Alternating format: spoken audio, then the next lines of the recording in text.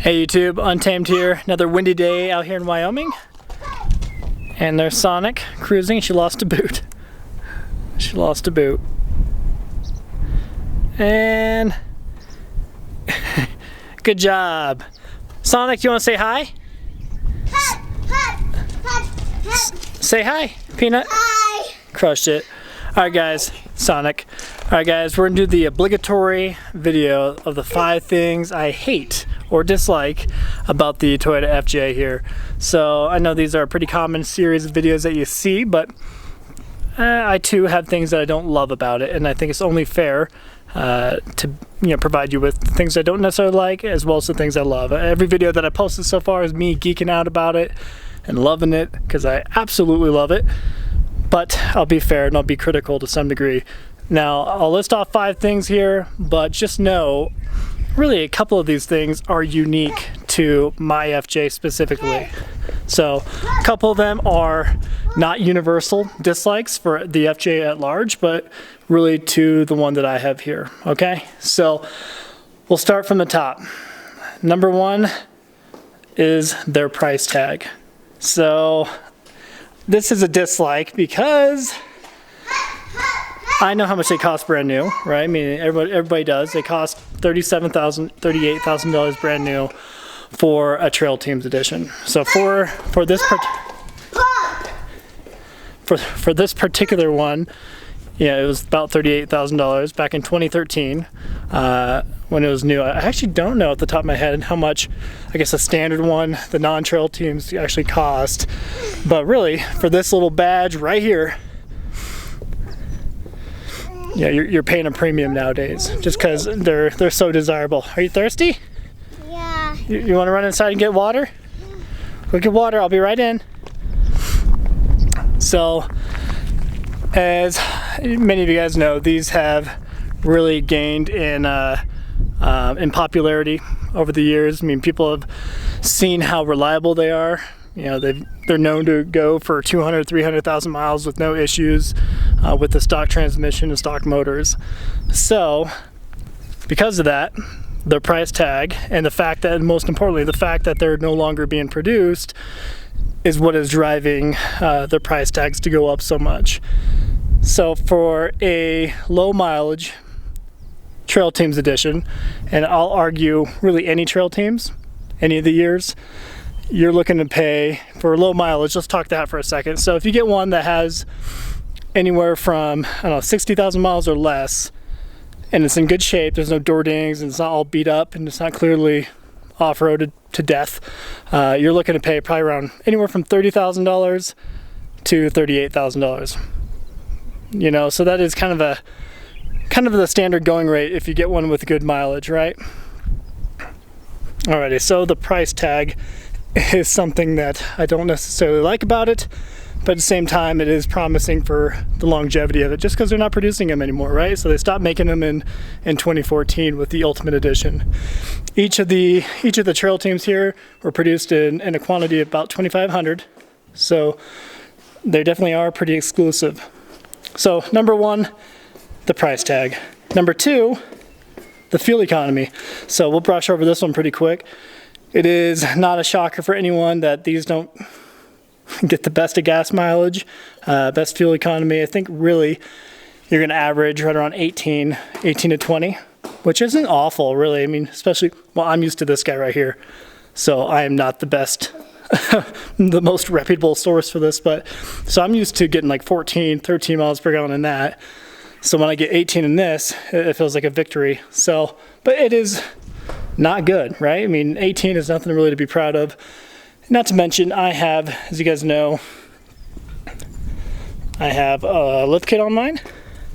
So I got the Fox suspension and the Freedom Off-Road upper control arms. There you go, kind of getting it focused in there. And I got the little bit of an oversized tire. You guys know I got the BFG Goodrich KO2s on it, which are 285, 75, 16s. What are you doing, Peanut? I'm spitting water. Ew, gross. Alrighty. So fuel economy is, I'd be remiss if I didn't have that on my top 5 dislike list. So that is my number 2. Again, this is really a no precedence either. Number 3, visibility. So let's see, pop in real quick.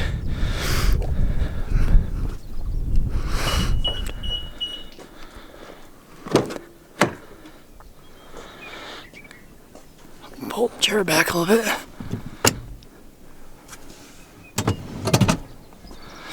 So because of this giant, what is this technically? Technically, what, B pillar, C pillar? I forget which one it is, but because of this giant section right here, you get kind of hindered visibility, and it is quite obvious when you're in it. So we'll pop in real quick.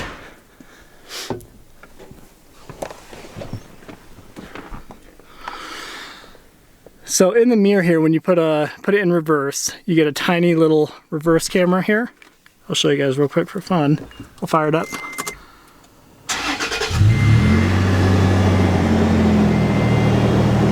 So you get, for starters, let me see if I can show you guys okay. That's a pretty big blind spot with that section there, that pillar. And that pillar needs to be that big for rigidity purposes, right? Because when you open up, and I'll show you here in a second, when you open up both doors, and the suicide doors right here on the side, the back doors, there's a huge gap right here, you know, right as they're entering the vehicle. And because of that, they needed an extra large section back there to make it safe in case of a rollover or anything like that. So really just the rigidity of the vehicle. But I'll show you the reverse camera here. So there you have it. If you bust out your magnifying glass while you're backing up, you should be in good shape. But it is better than nothing. So I poke fun at it, but yeah, I'm still grateful to have it for sure. But pretty cool.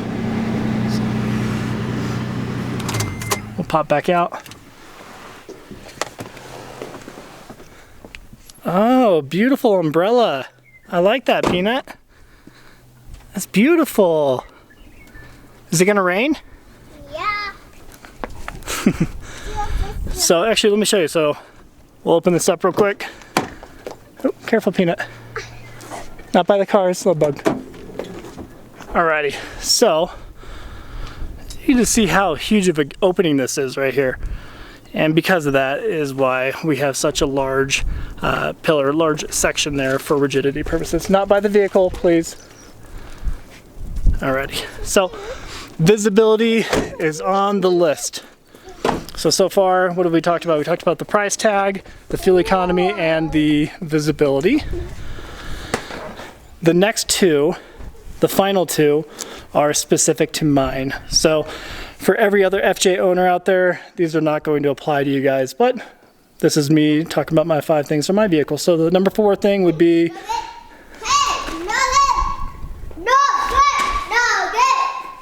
what are you saying? Nuggets. See, nugget. So number 4 thing would be you can kind of see it, and you guys have probably told from previous videos, but the smoked amber lights here on the side. You can't really tell. Sorry, I'm trying to put this umbrella away as I'm showing you guys. Okay. So I don't know, from 10 feet away, it doesn't look bad. But when you're up on it, it is, you can just tell it wasn't done as well as it could have been. So that's and I am a perfectionist when it comes to vehicles, and this just kind of irks me a little bit. I don't know if it's coming up so well for you guys, but it just looks worn. And that might be a part of it too. It's just kind of, it might be, he might have put it on right when he got it, the previous owner, and now it just kind of looks bad. So I really did debate on, I still am debating on just getting brand new ones and slapping them on. That's assuming there's not an easy way to get rid of whatever that is, whether it's film or some sort of plastic dip or whatever it is, I'm not sure. Alrighty, so you got that on the ambers up front, and then I'd say this is worse. So you got them on the taillights too, and I think it just does not look good. Again, it's probably an easy fix. I'm sure it is, but for now, as it is one of my major dislikes.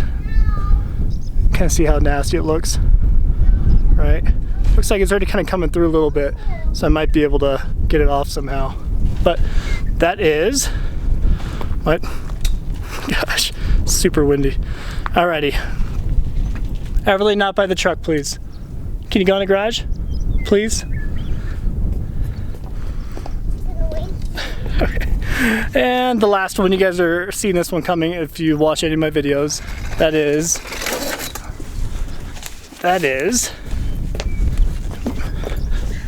this bull bar up front. So I am not a fan of this. I don't think it looks good. It's okay, Daddy has it. I know I have it. Okay, not by the cars, okay?